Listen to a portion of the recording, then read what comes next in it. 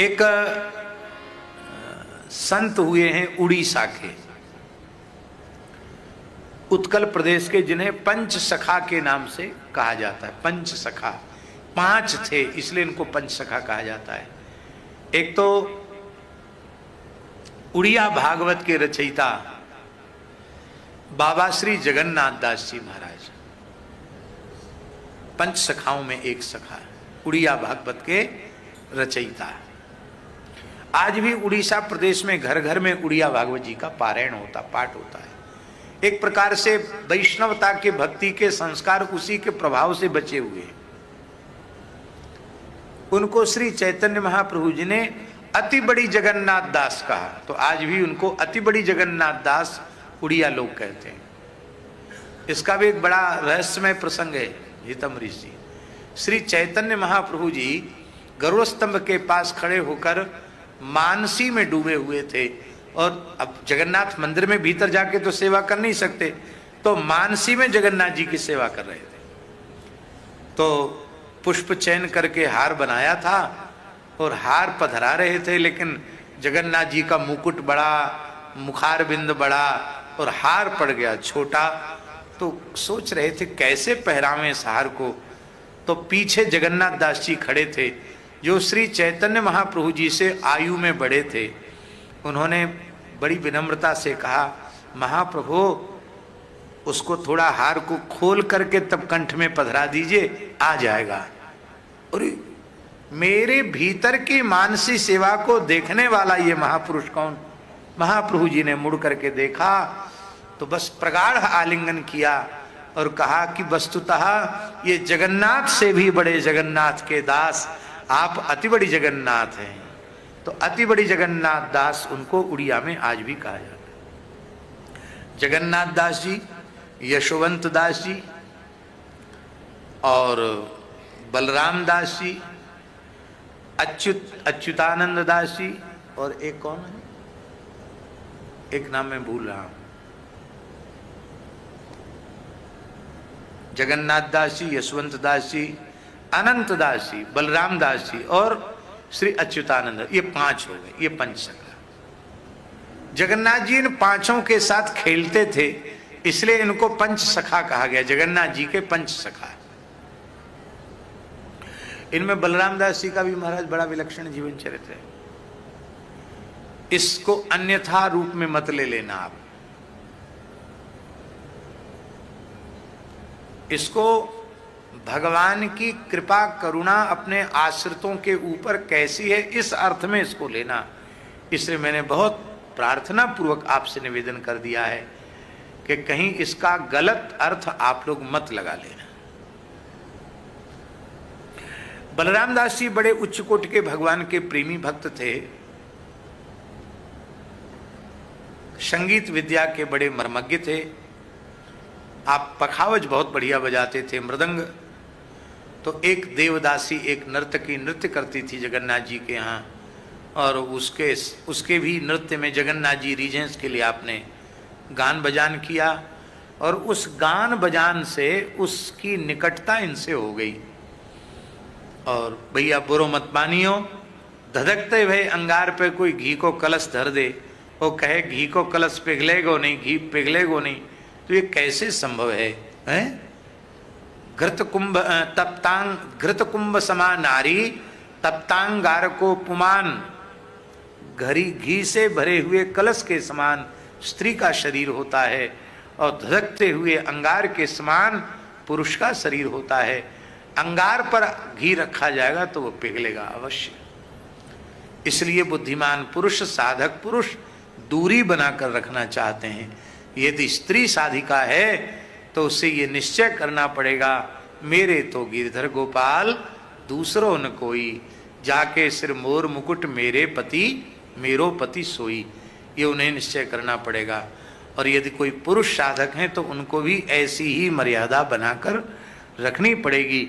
कंचन और कामनी के आकर्षण को, वहीं बैठ जाओ, वहां कुर्सी है, वहां कंचन और कामनी के आकर्षण को सर्वथा त्याग करना पड़ेगा। इतम ऋषि, विरक्त साधु यदि कोई है, संसार छोड़ दिया है, तो यदि वह साधु स्वरूप में अपना परम कल्याण चाहता है तो नारी मात्र और धन मात्र के आकर्षण का विस्वत त्याग करेगा, तो ही वह अपने साधु जीवन को सार्थक बना पाएगा। और यदि कोई गृहस्थ है तो परस्त्री और परधन इनके आकर्षण का विस्वत त्याग करके भजन करेगा, तो उसको कहीं जाने की आवश्यकता नहीं है, साधु बनने की जरूरत नहीं है, घर में रहते हुए ही उसका परम कल्याण हो जाएगा, इसमें कोई संदेह नहीं है।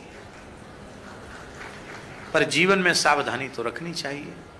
तो महापुरुषों के जो चरित्र होते हैं उनमें दोष नहीं होता, हम लोगों को सावधान करने के लिए भगवत इच्छा से वे नाटक करते हैं, ऐसा ही मानना चाहिए, नहीं तो महापुरुष के प्रति दोष बुद्धि आ जाएगी। निकटता बढ़ी और निकटता इतनी बढ़ गई कि अनवसर के समय वो वहां भी गान बजाने के लिए जाने लगे। और कल रथ यात्रा है हितम्बरीश जी, और आज वो उसी के घर चले गए, रात्रि को वहीं रहे और ये भूल गए कि कल जगन्नाथ महाप्रभु की रथ यात्रा है। वहीं शयन किया उन्होंने, बलराम दास जी ने उसी के घर में ही शयन किया।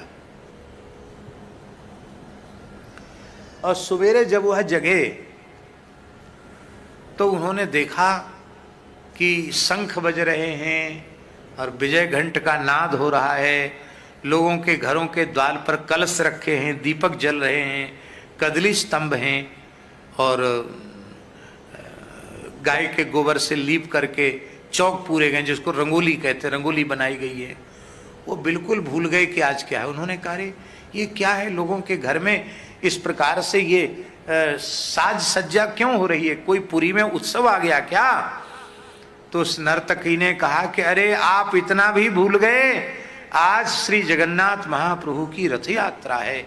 इतना सुनते ही महाविरह हो गया उनको, आखिर तो भक्त थे ही, वे दौड़े वहां से पागलों की तरह, स्नान तक नहीं किया था।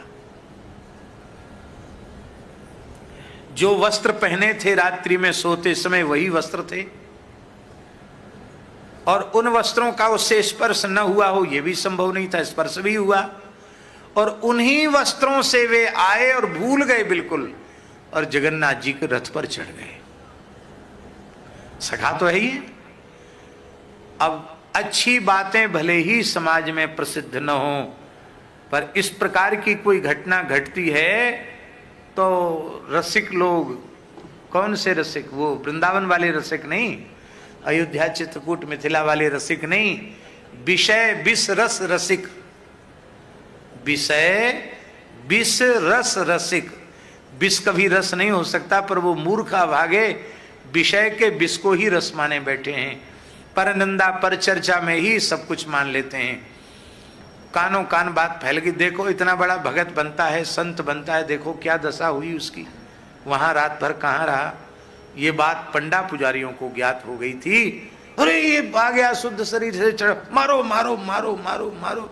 बड़ी मार पड़ी बलराम दास जी को, बेहोश हो गए, नीचे गिरा दिया गया। थोड़ी देर में होश आया, आप समुद्र के किनारे चले गए और बोले कोई बात नहीं, हम ठाकुर जी से विमुख हुए, अच्छा हुआ जमराज की मार पड़ती, उससे अच्छा हुआ ब्राह्मणों की मार पड़ गई, अच्छा ही हुआ, कोई बात नहीं है, दुखी नहीं हुए।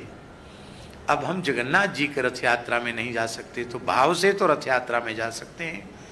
आपने वहीं समुद्र के किनारे बालू का रथ बनाया, एक जगन्नाथ जी का रथ बनाया, एक बलभद्र महाप्रभु का रथ बनाया, एक सुभद्रा जी का रथ बनाया, और मानसी में बालू का रथ बना करके उसी को दिव्य रथ मान करके श्री बलभद्र महाप्रभु, श्री सुभद्रा जी और श्री जगन्नाथ जी को विराजमान किया। अब क्या हुआ कि ठाकुर जी वो रथ छोड़ के उस रथ में बैठ गए। अब बालू का रथ तो चलेगा नहीं, बालू का रथ चलेगा क्या भाई? समुद्र की रेत का बना हुआ रथ तो बढ़ नहीं सकता आगे। अब कितनी भी कोशिश की गई, जगन्नाथ जी का रथ 1 इंच भी हिला नहीं। बोले ऐसे नहीं हिलेगा, हाथी बुलाओ। हाथी भी घुटने टेक गए, रथ हिला नहीं। हाहाकार मच गया। सूर्यास्त होने वाला है, जगन्नाथ जी का रथ हिला तक नहीं। पुरी नरेश गज का रथ हिला तक नहीं। पुरी नरेश गजपति महाराज ने रोते हुए कहा, जय जय, ये परंपरा लुप्त हो जाएगी, क्या कारण है, क्यों आपने ऐसा किया। तो आवाज सुनाई पड़ी जगन्नाथ जी की, मैं इस रथ में हूं ही नहीं, मैं तो मेरे प्राण प्यारे सखा बलराम दास ने जिस बालुका के रथ में मुझे विराजमान किया, हम तीनों तो वहीं बैठे हैं, वो जब तक आकर हमारे रथ पर नहीं चढ़ेंगे और रथ को खींचेंगे नहीं, तब तक हम हिलने वाले नहीं। इसलिए जाओ, उनसे क्षमा प्रार्थना करो और पालकी में बिठाकर उनको लाओ। हा हा हा। यही है प्रेमः पुमर्थो महान, प्रेम की कितनी महिमा है, वो बलराम दास जी महाराज। ऐसे सबके चरित्र हैं और सबके अलग अलग चरित्र हैं। वो बलराम दास जी महाराज इतने प्रेमी थे, मंदिर में जाते जगन्नाथ जी का दर्शन करते, लक्ष्मी जी का दर्शन नहीं करते।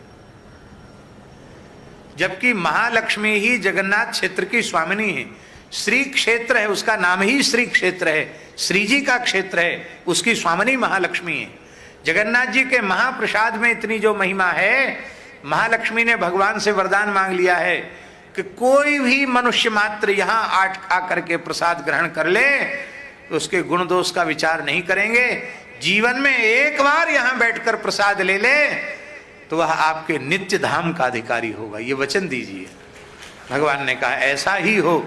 इसलिए वहां आनंद बाजार में जो भगवान का प्रसाद मिलता है वहीं श्री क्षेत्र है, उस श्री क्षेत्र में कहीं भी बैठकर भगवान जगन्नाथ का दिव्य प्रसाद लेना चाहिए।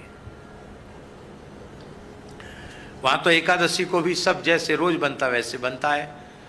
अब वहां कुछ वैष्णव जो अपने मठों में एकादशी करते हैं वो एकादशी वहां कर लेते हैं, और जिनको इच्छा होती कि नहीं भाई एकादशी से तृप्ति नहीं होगी, वो जगन्नाथ मंदिर में चले जाते, वहाँ खूब चकाचक प्रसाद पाते हैं।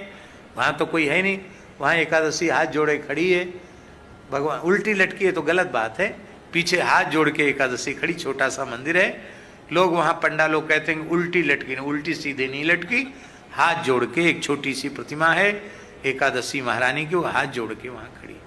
माने प्रसाद की महिमा सर्वोपरि है, ये समझना चाहिए। लक्ष्मी जी का दर्शन नहीं करते थे।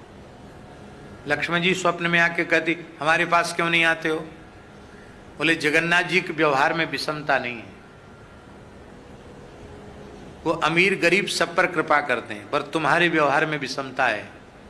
भक्तों को तो गरीब रखती हो और जो विमुख है उनको मालो माल कर देती हो, तो तुम्हारा व्यवहार हमें पसंद नहीं है, इसलिए हम नहीं आते।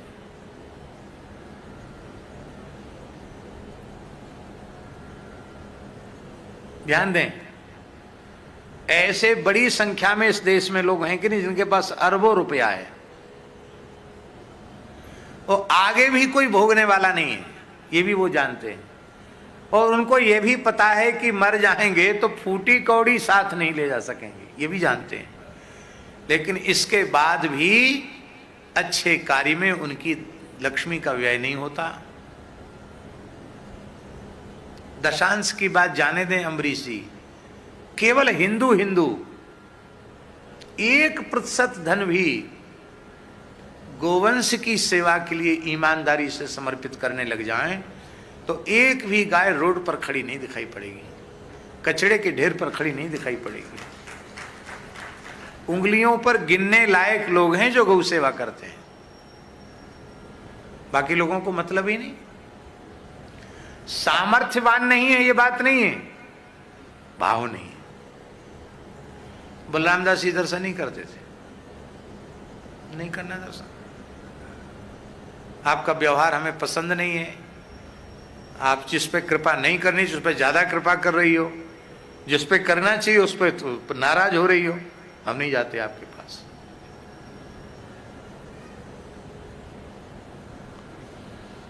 लक्ष्मी जी ने स्वप्न में कहा मरोगे तो यहीं हमारे क्षेत्र में।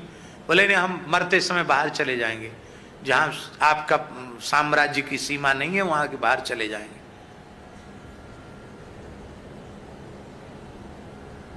चले गए बाहर। श्री क्षेत्र की जो शास्त्रीय सीमा है उस सीमा के बाहर चले गए मृत्यु के क्षण में।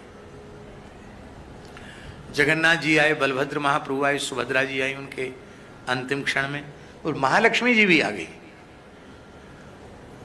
तो उन्होंने कहा आप क्यों आई, आप क्यों आई? बोले भाई अब तुम तो जीवन में मेरे पास आए नहीं, मैं ही चल के आ गई, क्योंकि मैं अपने प्राण जीवन धन जगन्नाथ को तो छोड़ नहीं सकती। जब जगन्नाथ स्वयं चलकर तुम्हारे पास आ रहे हैं तो मैं दूर कैसे रहूंगी। और जहां जगन्नाथ हैं और जहां मैं हूं वहीं श्री क्षेत्र है, इसलिए आप सोचो कि हम आपके क्षेत्र के बाहर प्राण त्याग रहे, नहीं, आप श्री क्षेत्र में ही हैं, जगन्नाथ जी आपके सामने। ऐसे ऐसे बड़े अद्भुत चरित्र हैं पंच सखाओं के। उनमें जो अच्युत दास जी, अच्युतानंद दास जी नाम के महापुरुष हुए, महान योगी थे, ये सबके सब योगी थे। उन अच्युतानंद दास जी ने कुछ ताड़पत्र पर भविष्य लिखा है, जिसको लोग भविष्य मालिका कहते हैं। इस समय लोग उसका बड़ा प्रचार प्रसार कर रहे हैं, तो हम कोई अश्रद्धा तो नहीं करते हैं, लेकिन हमने उड़ीसा के प्रामाणिक संतों से पूछा उस संबंध में। जैसे पूज्य श्री परमहंस जी महाराज हैं, जो अभी यहाँ आए थे एक दो दिन पहले, परम पूज्य स्वामी श्री प्रज्ञानानंद जी परमहंस जी महाराज, हरिहरानंद गुरुकुलम के महाराज जी, बहुत अच्छे महापुरुष हैं। पूरे उत्कल प्रदेश में गौ सेवा की क्रांति जगाई है उन्होंने। उनसे हमने पूछा तो उन्होंने कहा कि नहीं, ये बात बिल्कुल सत्य है, और मूल ग्रंथ ताड़पत्र पर आज भी वहाँ विराजमान है जगन्नाथपुरी में, और उनकी जितनी भविष्यवाणियां हैं वे सब की सब सत्य हुई है।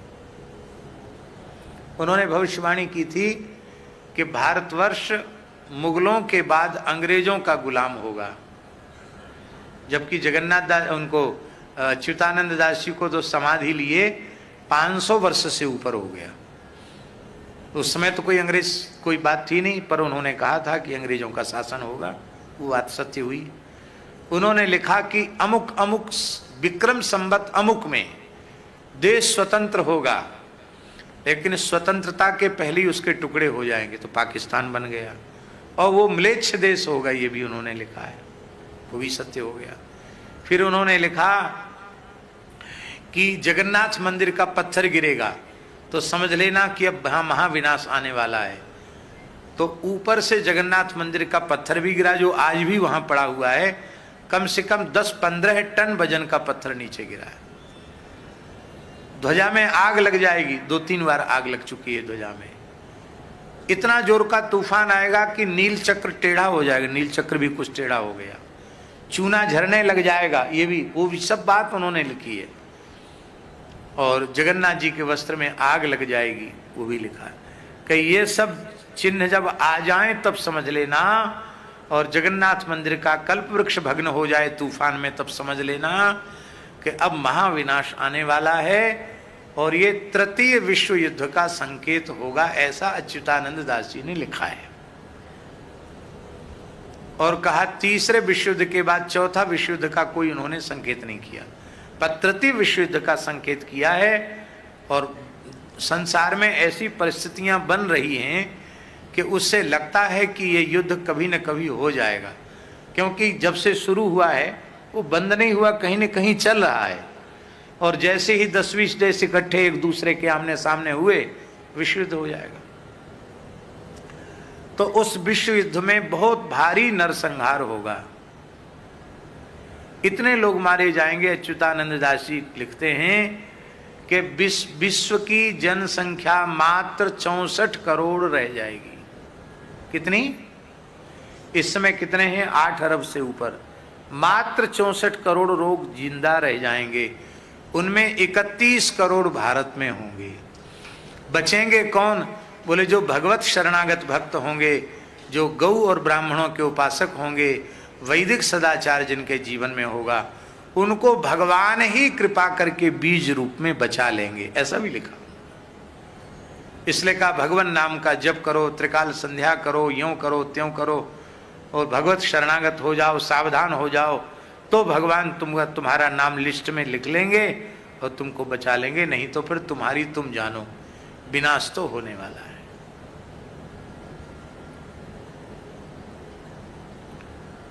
और उन्होंने भी ये बात लिखी है कि मरु और देवापी को भगवान इस धरती का शासन सौंप देंगे। अब इसमें थोड़ा सा अंतर यह आ रहा है कि कलयुग यह आ रहा है कि कलयुग के आखिरी चरण में भगवान का अवतार होना है और मरु देवापी तभी आने हैं, ऐसा ही हमारे पुराणों में लिखा है। तो ये कैसे होगा, इस संबंध में भी उन्होंने प्रश्न भी किया है अपने मूल ग्रंथ में और उसका समाधान भी किया है कि जितना अधिक पाप बढ़ेगा तेजी से उतनी अधिक कलयुग की आयु नष्ट होगी और सोमवती, अमावस्या, सूर्य ग्रहण, चंद्र ग्रहण आदि से कलयुग की आयु कम होगी। कम होते होते इतनी कम हो जाएगी कि इस तृतीय विश्व के युद्ध के बाद भगवान कल्कि का प्रभाव दिखाई पड़ेगा और 1000 वर्ष के लिए कम से कम फिर से समय बदल जाएगा, ऐसा। और श्री सूरदास जी ने भी एक पद में इस प्रकार की बात लिखी है, वो पूरा पद हमें याद नहीं है, कहीं लिखा तो था लेकिन भूल गए, शायद सीता शरण जी के पास होगा तो पता नहीं। रेमन धीरज क्यों न धरे, ये सूरदास जी का पद है। यदि आजकल लोग मोबाइल चलाना जानते हैं, उसके विशेषज्ञ हैं, यदि कोई इस प्रकार का विशेषज्ञ हो और उसमें खोजना जानता हो, रेमन धीरज क्यों न धरे, सूरदास जी का पद, शायद हो सकता निकल आवे, हम जानते नहीं उस विषय में, लेकिन आजकल लोग खोज लेते हैं, शायद निकल आवे। तो वो उसमें ऐसा है, रेमन धीरज क्यों न धरे, संबत 2000 के ऊपर ऐसा काल परे, पूर्व पश्चिम उत्तर दक्षिण 34 प्रजा मरे, सूरदास जी लिख रहे हैं। और इसमें लिख रहे हैं, सहस बरस लग सतयुग व्यापे, ये पूरी महामारी के बाद, मरने के बाद फिर सहस बरस लगी सतयुग व्यापे, 1000 साल के लिए धरती पर सतयुग जैसा समय आ जाएगा। सहस बरस लगी सतयुग व्यापे, धर्म की बेल फरे,